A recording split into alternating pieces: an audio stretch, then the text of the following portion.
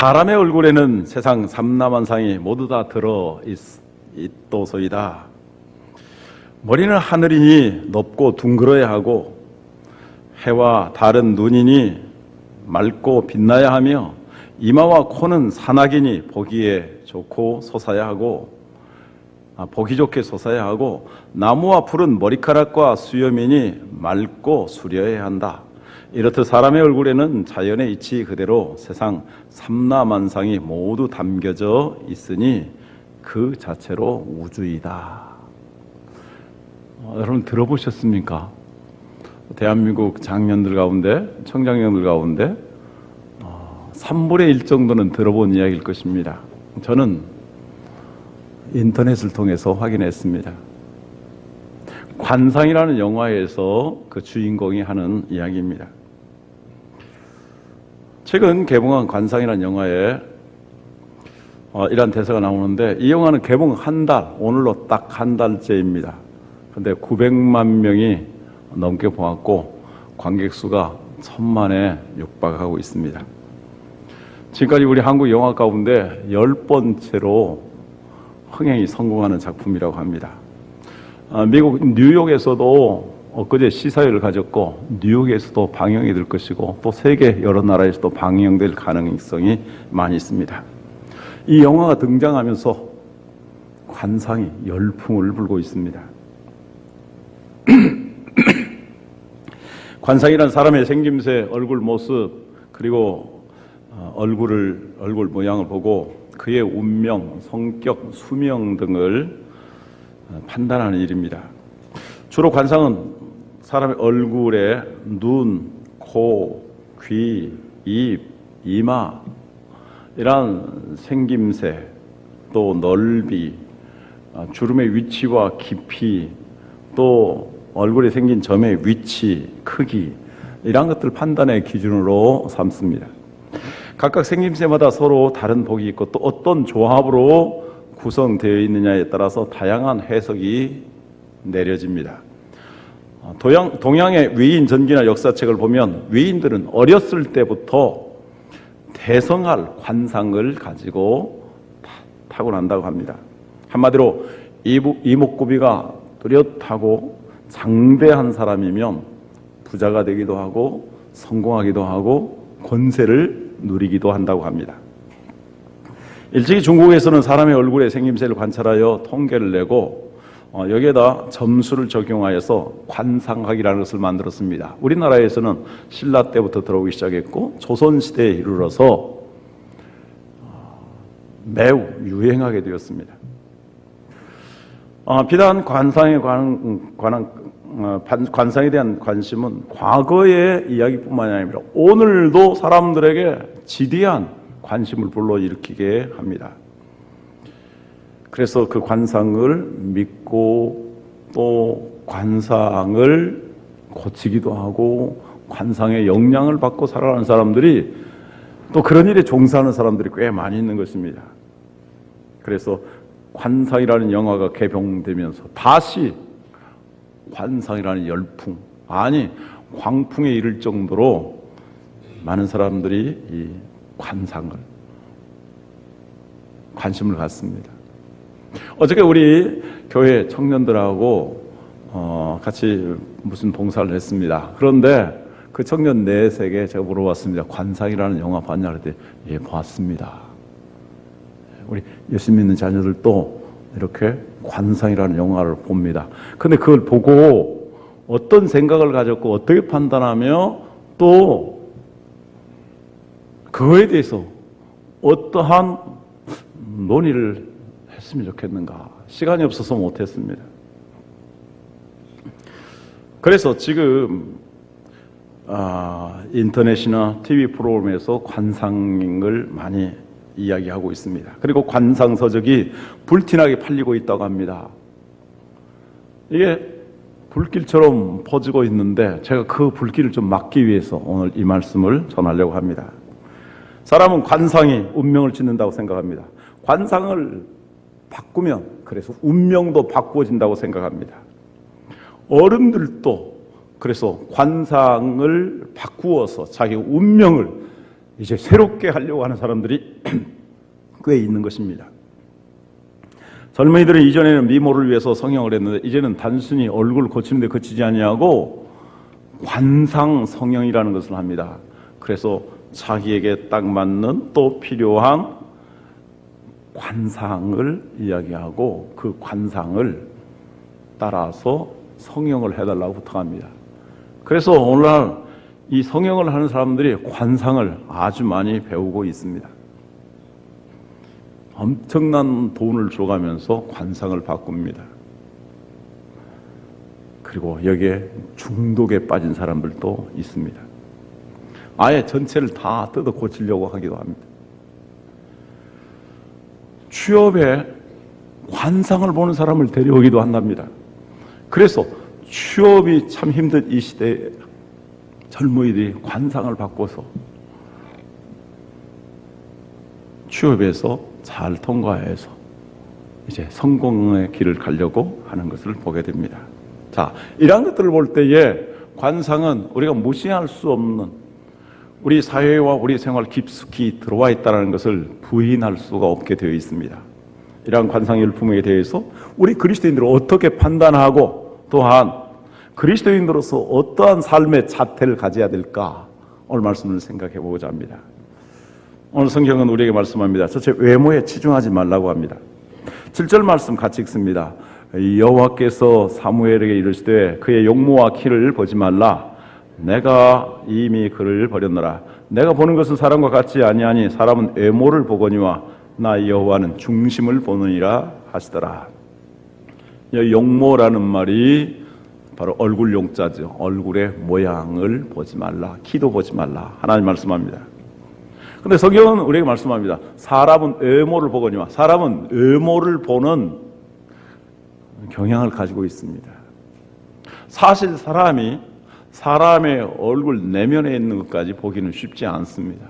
그래서 우리는 쉽게 얼굴을 보고 판단합니다. 잘생겼다. 좀 안 잘생겼다. 복받겠다. 박복하게 생겼다. 이렇게 판단하기도 합니다. 그래서 사람이 외모를 보는 경향을 가지고 있기 때문에 관상이 생기고 관상학도 생기고 전문적으로 관상을 보는 사람들도 생깁니다. 그래서 많은 사람들이 관상에 대해서 관심을 가지고 공부하려고 합니다. 저는 개인적으로요 10대 때부터 세 가지 정도의 중요한 취미가 있었는데 사람의 이름을 짓는 데 취미가 있었습니다. 그래서 7살 때에 제 태어난 정확히 말하면 8살이네요. 만 7살 때 제 태어난 남동생의 이름을 아버지가 물어봐가지고 제가 알려줬는데 아버지가 그렇게 지었습니다. 그래서 이름을 짓는 데 관심이 좀 있었고요. 또 사람의 글씨를 보고 이 사람의 어떤 성향을 많이 생각해 봤습니다. 그리고 지나가는 사람들마다 앉아있는 사람들마다 가까이 있는 사람들마다 그 사람의 얼굴을 유심히 보는 그러한 습성을 가지고 있었습니다. 사람들은 좀 미안하지만 그래서 저 사람의 이미지는 무엇인가? 그래서 지금도 사람을 만나게 되면 옛날에 보았던 사람들의 얼굴이 딱 떠오르고 해서 딱 누구 닮았다라는 말을 아주 자주 합니다. 그런 가운데서 얼마 전부터 관상에 대해서도 제가 한번 여러 가지 살펴보게 되었습니다. 그런데 문제가 생겼습니다. 관상에 대해서 좀 더 이제 살펴본 다음부터 사람을 자꾸 관상을 보듯이 보게 되었습니다. 그래서 이거 관상을 보면 안 되겠구나. 여러분들 그 관상에 관한 거 보지 마시기 바랍니다. 그 관상에 몇 가지 기준들이 있거든요. 자꾸 그걸 가지고 봅니다. 어느 날 거울 앞에서 제 얼굴을 보는데 제가 제 관상을 보고 있는 것입니다. 그래서 사람은 이렇게 외모를 보는 습관을 가지고 있는데 관상을 차라리 안 보는 게 좋겠다라는 생각이 듭니다. 사람의 외모에 속지 마십시오. 하나님 우리에게 단호하게 말씀하십니다. 사람의 용모와 키를 보지 말라. 사람은 외모를 보지만 하나님은 중심 보신다라고 말씀합니다. 사람이 외모에 취중하게 되었을 때 가장 타락한 길로 가면 어떻게 될까? 성경은 이렇게 지적하고 있습니다. 이사야 3장 16절 26절 말씀입니다. 여호와께서 또 말씀하시되 시온의 딸들이 교만하여 느린 목 정을 통하는 눈으로 다니며 아기작거려 걸으며 발로는 쟁쟁한 소리를 낸다 하시도다. 그러므로 주께서 시온의 딸들의 정수리에 딱지가 생기게 하시며 여호와께서 그들의 하체가 드러나게 하시리라. 주께서 그날에 그들이 장식한 발목고리와 머리의 망사와 반달 장식과 귀고리와 팔목고리와 얼굴 가리개와 화관과 발목 사슬과 띠와 향압과 호신부와 반지와 코고리와 예복과 겉옷과 목도리와 손주머니와 손 거울과 세마포 옷과 머리 수건과 너울 지하시리니 그때 썩은 냄새가 향기를 대신하고 노끈이 띠를 대신하고 대머리가 숱한 머리를 대신하고 굵은 배옷이 화려한 옷을 대신하고 수치스러운 흔적이 아름다움을 대신할 것이며 너희의 장정은 칼에 너희의 용사는 전란에 망할 것이며 그 성문은 슬퍼하며 곡할 것이요 시온은 황폐하여 땅에 이르리라. 사람의 마음의 중심을 잘 관리하지 아니하고 외모에 치중을 하고 치장을 하게 되었을 때에 결국 여성들이 타락한 길로 가게 되고 그러한 문화가 번창하게 되었을 때 결국 나라를 망하게 되고 그러한 여자들을 좋아하는 남자들마저도 이렇게 전쟁에 끌려가서 죽게 되고 비참하게 된다고 우리에게 말씀하고 있습니다. 왜 이렇게 성경은 사람이 외모에 치중하는 것을 경계할까요? 사탄이 아담과 하와를 유혹할 때 바로 외적인 것을 가지고 유혹했습니다. 선악과를 가지고 보아라. 보기에도 좋고 먹기에도 좋고 지혜롭게 할 만큼 탐스럽게 생기지 않았느냐? 그 선악과를 먹으면 죽는데 그 외모를 가지고 이렇게 보기 좋고 먹기 좋고 아름답게 지혜롭게 할 만큼 탐스럽게 생겼다라고 말합니다. 그래서 그걸 따먹어서 멸망한 길로 가게 된 것입니다. 이 사탄은 예수님에게도 접근했습니다. 돌로 떡이 되게 하라. 먹고 사는 것, 경제적인 부요함, 이걸 통해서 이 세상에 당신의 나라를 만들라라고 부추깁니다. 높은 곳에서 뛰어내려라. 천하의 영광을 보여주며 나에게 절하라. 그러면 사람들이 너를 영웅으로 추앙하게 될 것이고 내가 이 모든 영광을 줄 것이다 라고 말합니다. 그러나 이 모든 것들은 사기요 기만입니다. 사탄은 지금도 요한 1서에서 말씀하고 있는 것처럼 육신의 정욕과 안목의 정욕과 이생의 자랑을 통해서 세상의 유행과 풍습을 만들어내고 그리고 사람들을 그 외모, 외향적인 것 그것에 끌려가도록 해서 정말 허무한 인생, 하나님의 심판 가운데 가는 인생으로 만든 것을 보여주고 있습니다. 사탄은 지금도 자신을 광명한 천사로 가장합니다. 성매매하는 여성들의 그 모습을 보십시오. 얼마나 겉으로 아름답게 치장합니까? 사탄은 양의 탈을 쓰지만 노략질하는 이리가 들어있습니다. 그래서 인간으로 하여금 근본적인 이 탐욕, 정욕의 노예가 되도록 만듭니다. 이렇게 사탄은 언제나 외모를 가지고 속이고 수많은 사람들도 이 외모를 보면서 속습니다. 자기 자신도 외모를 보며 속습니다. 지금 관상 열풍이 불면서 사람들은 자기 자신의 영혼, 마음, 인격보다는 외모에 관심을 집중하려고 합니다. 그것은 사탄의 기만에 놀아나고 있는 것입니다. 그래서 이제 관상이 사람들에게 보편적인, 대중적인, 일상적인 관심으로 떠오르게 됩니다. 관상 보는 거 아무것도 아니다. 아니, 오히려 관상이 필요하다라고 이렇게 주장하게 됩니다. 그래서 지금은 사주 보는 것, 점 보는 것, 굿하는 것, 무당 불러들이는 것, 이러한 것들이 공공연합니다. TV에도 그러한 내용들이 나옵니다. 이 모든 것들은 다 사탄이 외모를 통해서 인간을 정말 존재의 가벼움과 허무함과 멸망에로 이끌어가는 기만입니다. 여러분, 복이 무엇입니까? 진정한 복이 무엇입니까? 잘 먹고 잘 사는 그것으로서 끝나는 것이 우리 인생의 존재의 가치입니까? 성공이 무엇입니까? 다른 사람들보다 더 위에 쓰고 더 많이 갖고 더 권세를 부리는 것이 진정한 성공인가요? 성공 우리에게 말씀하고 있습니다. 모든 복의 근원은 하나님에게 있고 하나님께 가까이 함이 내게 복이라 라고 말씀합니다. 이것은 시편 73편에서 아삽이 고백한 내용인데, 그는 한때에 이 세상의 사람들을 바라보면서 부유하고 아주 윤택하고 권세를 부리며 또 자기 생각보다 더 오래 살아가는 부자들, 권세 있는 사람들, 떵떵거리는 사람들을 보면서 자기도 부러워했습니다.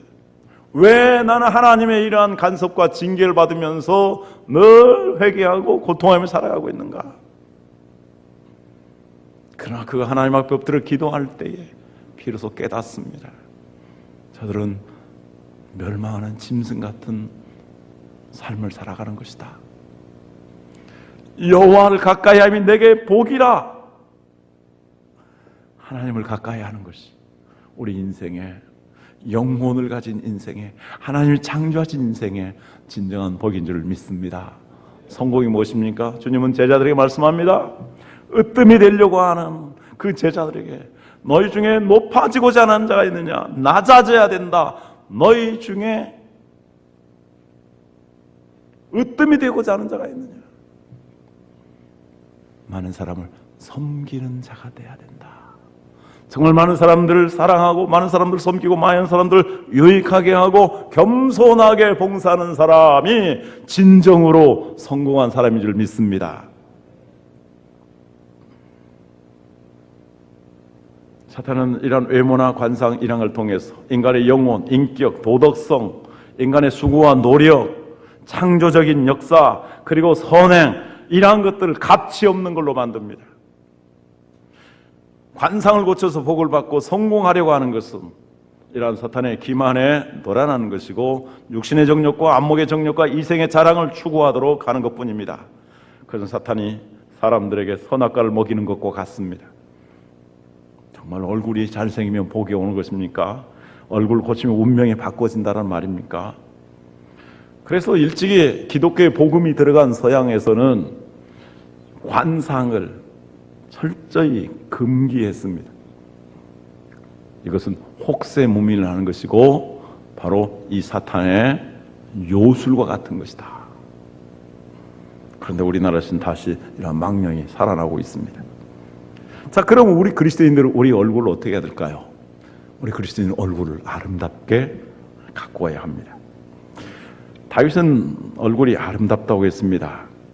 제가 여기에 얼굴이라는 말을 쓰게 되는데요.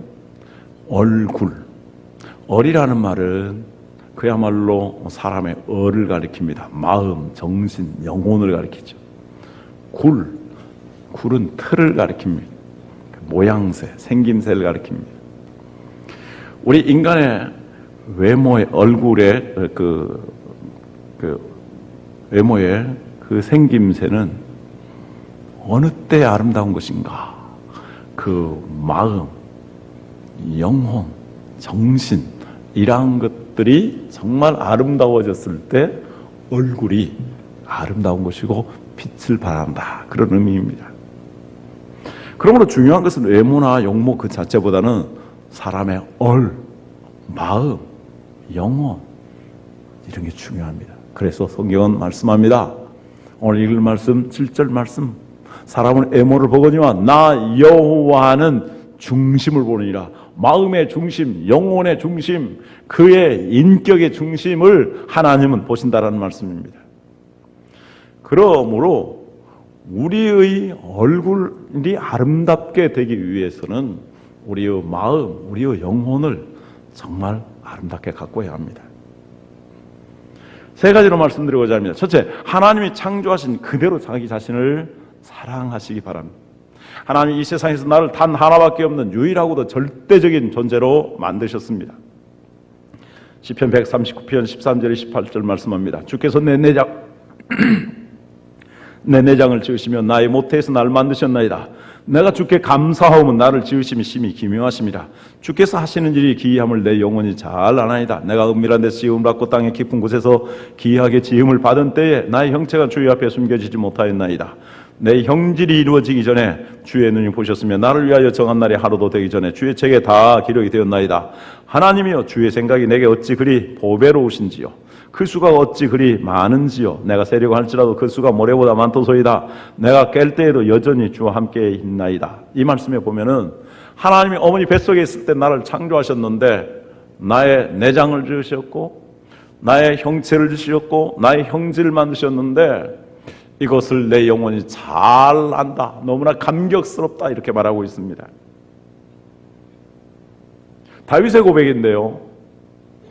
이 세상에서 나라는 존재는 하나님이 창조하신 유일한 존재입니다. 따라서 독창적이며 절대적인 존재입니다. 절대적인 가치를 가진 것은 다른 것하고 상대적인 비교가 필요 없습니다. 그 자체로 절대적인 가치를 지녔기 때문입니다. 이 우주보다도 귀한 천하에 단 하나밖에 없는 독특한 나를 하나님이 창조하신 것입니다. 그래서 나는 하나님이 창조하신 이 세상에서 가장 위대한 걸작품입니다. 그러므로 다른 사람하고 사탄처럼 비교하지 마십시오. 자기 자신에 대해서 당당하시길 바랍니다. 패션 하는 사람들만 당당히 걷지 마시고요. 여러분들도 당당히 걷길 바랍니다. 우리 교회 권사님 중에 한 분 자동차가 아주 유명한 자동차인데요. 여러분 그런 자동차 보셨습니까? 마쿠스라는 자동차입니다. 이 자동차가 배기통이 닳아져서 소리가 펑펑펑펑 크게 납니다. 그래서 에쿠스 소리가 납니다. 근데 차체는 마티스입니다. 그래서 마티스가 에쿠스의 소리를 내니까 이 차는 마쿠스입니다. 이 차를 좀 낡아서 안전을 위해서라도 바꿨으면 어떻겠냐고. 목사님, 나는 이 차가 얼마나 좋은지 모릅니다. 안전합니다. 그리고 사고를 한 번도 난 적이 없습니다. 여러분, 운전 잘하는 것이 무엇입니까? 가장 안전하게 즐거운 마음으로 운행하는 것이 아니겠습니까? 당당한 마쿠스, 우린 그렇게 살아야 할 것입니다. 물론 우리는 사고나 유전적인 이유 때문에 손상된 외모를 고치고 또 그 외모로 인해서 정신적인 스트레스를 크게 받는 부분이 있다면 그건 성형을 통해서 고쳐야 될 필요가 있다고 생각하고 인정합니다. 그러나 그렇지 않다면 하나님이 나를 창조하셨는데 가장 위대한 걸작품인데 내 자신을 있는 그대로 수용하고 하나님께 감사하고 사랑하면 더욱 아름답게 보입니다. 지금은 획일성의 시대가 아니라 개성의 시대입니다. 그래서 하나님이 창조하신 나만의 그 개성을 아름답게 가꾸는 것이 얼마나 귀하겠습니까? 자기 자신의 외모에 대해서 컴플렉스를 가지고 있는 사람들은 사실 심각하게 불행합니다. 여러분, 자기 자신을 사랑해 보시기 바랍니다. 저는 청소년 때 거울을 바라보면서 하나님이 창조하신 네가 참 아름답다, 그런 생각을 많이 가졌습니다. 여러분 자신을 사랑하시기 바랍니다. 한번 따라서 하시기 바랍니다. 너는 참 아름답다. 이 세상에서 가장 아름답다. 하나님 만드신 위대한 걸작품이다. 나는 너를 사랑한다. 자기 자신에 대해서 이렇게 사랑하는 말을 하시기를 바랍니다. 두 번째, 건강하고 단정한 생활을 하도록 해야 할 것입니다. 하나님 원래 우리 인간을 아름답게 창조하셨습니다. 성경 사람의 용모에 대해서 관심도 많고 매우 긍정적입니다. 다윗에 대해서 생각해 보겠습니다. 12절 말씀. 이에 사람을 보내어 그를 데려오매 그의 빛이 붉고 눈이 빼어나고 얼굴이 아름답더라. 여호와께서 이르시되 이가 그니 일어나 기름을 부으라 하시는지라. 다윗이 못생겨서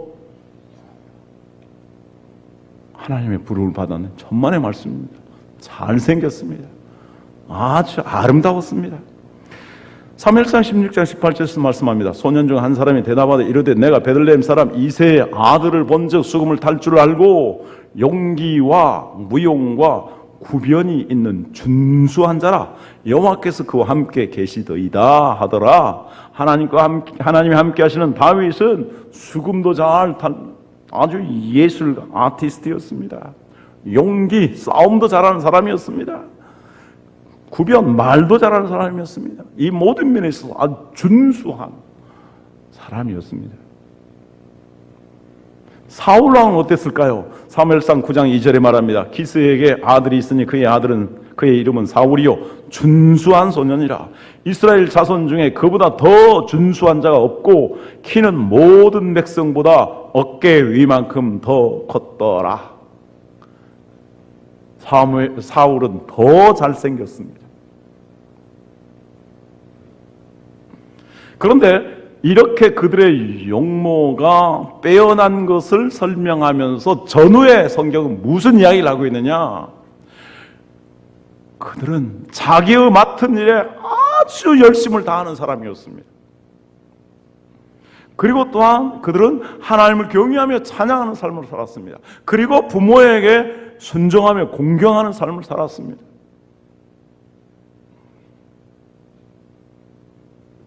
이렇게 하나님을 경외하면서 열심히 일하고 부모에게 순종하며 살아갈 때 그들의 용모도 빼어났다라고 말씀하고 있는 것입니다.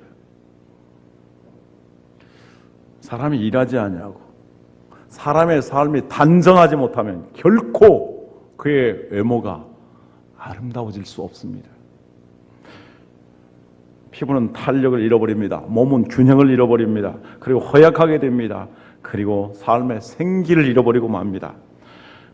그러면 결코 생기 넘치며 건강한 얼굴을 가질 수가 없습니다. 따라서 관상보다 더 중요한 것은 이렇게 건강하게 살아가는 것입니다. 열심히 살아가는 것입니다. 정말 하나님을 사랑하면서 즐거운 마음으로, 기쁜 마음으로, 감사한 마음으로 행복하게 이웃을 사랑하면서 살아가는 것입니다. 이것은 그 어떤 단장보다도 자기 자신의 얼굴을 아름답게 가꾸는 단장인 줄 믿습니다. 로마서 13장 말씀을 봅니다. 12절에 14절 같이 읽죠. 밤이 깊고 낮이 가까웠으니 그러므로 우리가 어둠의 일을 벗고 빛의 갑옷을 입자. 낮에와 같이 단정히 행하고 방탕하거나 술 취하지 말며 음란하거나 호색하지 말며 다투거나 시기하지 말고 오직 주 예수 그리스도로 옷 입고 정욕을 위하여 육신의 일을 도모하지 말라. 만약 어떤 사람이 술 취하고 방탕하고 호색하고 시기하고 다투고 살아간다면 그 사람의 얼굴이 아름답겠습니까? 그렇게 단정하지 아니한, 건강하지 아니한 사람들의 얼굴은 결코 아름다울 수 없고 건강을 유지할 수가 없습니다. 그리스도로 옷 입는 사람, 예수 그리스도 안에서 살아가는 사람, 그의 얼굴이 빛난다고 말씀합니다. 그래서 정말 이렇게 우리의 마음이 건강해지며 우리 얼굴도 밝아지는 것입니다. 디모데전서 2장 9절에 10절 말씀 같이 읽습니다. 또 이와 같이 여자들도 단정하게 옷을 입으며 소박함과 정절로서 자기를 단장하고 따은 머리와 금이나 진주나 값진 옷으로 하지 말고 오직 선행으로 하기를 원하노라. 이것이 하나님을 경외한다는 자들에게 마땅한 것이니라. 우리의 내면의 아름다움, 온유함과 정절로서 그리고 선행으로 단장하게 되면 우리의 모습이 정말 단아하게 되는 것입니다.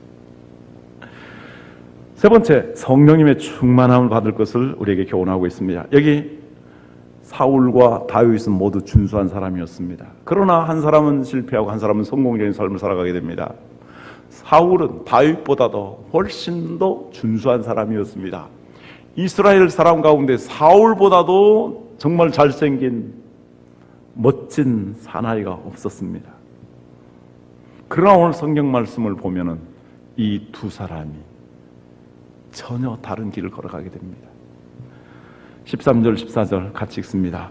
사무엘이 기름 뿔병을 가져다가 그의 형제 중에서 그에게 부었더니 이날 이후로 다윗이 여호와의 영에게 크게 감동되니라. 사무엘이 떠나서 라마로 가니라. 여호와의 영이 사울에게서 떠나고 여호와께서 부리시는 악령이 그를 번뇌하게 한지라. 사울이 다윗보다 그 용모가 훨씬 더 뛰어났었습니다만 그가 다윗을 향하여서 시기하고 질투하게 되자 하나님의 성령이 떠나게 됩니다. 악령이 그를 지배하게 되니까 번뇌하게 되고 그의 얼굴이 일그러지게 됩니다. 똑같이 생겼어도 어떤 마음의 상태에 따라서 마음이냐에 따라서 이렇게 달라지는 것입니다. 아까 그 서양에 대해서 말씀했습니다만 정말 관상을 그렇게 중요하게 여기는 중국이 왜 그렇게 세계에서 뒤떨어진 것입니까? 물론 지금은 좀 일어나고 있습니다. 계속 복수하는 그런 마음을 가지고 있기 때문입니다. 그래서 죽어서라도 강시가 되어서 제가 지난번에 가서 강시 이야기를 했더니 중국 사람들이 너무너무 웃더라고요. 그래서 잘 살 수가 없습니다. 북한은 어떻습니까? 우리 남한 사람들과 기본적으로 똑같은 체형과 골격을 가진 사람입니다. 똑같은 얼굴을 가진 사람입니다. 그러나 남한에 대해서 분노와 적개심을 가지고 살아가기 때문에 그들의 얼굴은 빛이 없습니다. 아름다움이 없습니다. 그리고 그들은 하나님의 복을 받지 못하고 살아갑니다. 그런데 다윗은 하나님의 영이 충만히 임하 있습니다. 성령님이 감동하자 그는 아주 담대해지고 용기 있어지고 유능하게 되었습니다. 그리고 이스라엘 백성을 다스리는 훌륭한 지도자가 되었습니다. 무엇이 이렇게 사울과 다윗을 전혀 다르게 만들었습니까? 성령님을 충만히 의지하느냐 그렇지 않느냐의 차이입니다. 다윗은 성령 충만했기 때문에 그는 이렇게 정말 태양과 같이 떠오르는 삶을 살게 되었고 사울은 최후에 자살을 하게 되는 비참한 운명을 맞이하게 됩니다. 그러므로 정말 하나님을 경외하며 성령 충만한 삶을 살아가는 것이 진정 우리의 운명을 바꾸는 것입니다. 그 마지막으로 다윗이 어떻게 이렇게 성공하게 됐는가? 다윗에게는 중요한 성공의 두 개의 열쇠가 있습니다. 관상을 고쳐서 성공한다고요? 속지 마시기 바랍니다. 다윗이 어떻게 성공했을까요? 그 해답을 저는 시편 78편에 찾습니다. 70절 72절 같이 읽습니다. 또 그의 종 다윗을 택하실 때 양의 우리에서 취하시며 저 양을 지키는 중에서 그를 이끌어내사 그의 백성인 야곱 그의 소유인 이스라엘 기르게 하셨더니 이에 그가 그들을 자기 마음의 완전함으로 기르고 그의 손의 능숙함으로 그들을 지도하였도다. 우리나라 말에 개철에서 용났다라는 말이 있습니다. 중국에서는 다구리에서 봉황이 태어났다라는 말을 쓴다고 합니다. 그런 가문도 기생의 피를 이어받고 이방인의 피를 이어받았습니다. 그는 양을 치는 우리에서 험하게 일을 했습니다. 그런데 그가 이스라엘의 목자가 되었습니다. 이스라엘을 이끌어가는 성경의 역사 가운데 이스라엘 역사 가운데 가장 훌륭한 영웅으로 인정을 받고 있습니다. 그에게 무슨 성공할 열쇠가 있었을까요? 그의 마음의 완전함이라 그랬습니다. 그는 하나님을 경외하는 가운데서 그의 마음, 그의 영혼의 인격이 매우 성숙했다라는 것입니다. 그의 사람됨이 훌륭했다라는 것입니다. 그다음 두 번째, 그의 손의 능숙함. 그는 양을 지키고 보호하는 데 있어서 물매를 사용하기도 하는데 물매를 사용함에 있어서 이리와 그 사자들 100번 던지면 100번 쓰러뜨리는 능숙한 기술을 가지고 있었다. 우리 자신이 이 세상에서 진정으로 성공하려면 정말 우리 인격이 아름다워야 되고 하나님이 주신 창조적인 능력을 잘 발휘하여서 실력 있는 사람이 되어야 합니다. 우리의 자녀들도 이 세상에서 용모가 아니라 정말로 그 인격이 훌륭한 사람이 되고 실력을 갖춰서 이 땅에서 다윗과 같이 귀하게 쓰임받는 자녀들이 되기를 우리가 지도하고 기도해야 하겠습니다. 기도하겠습니다.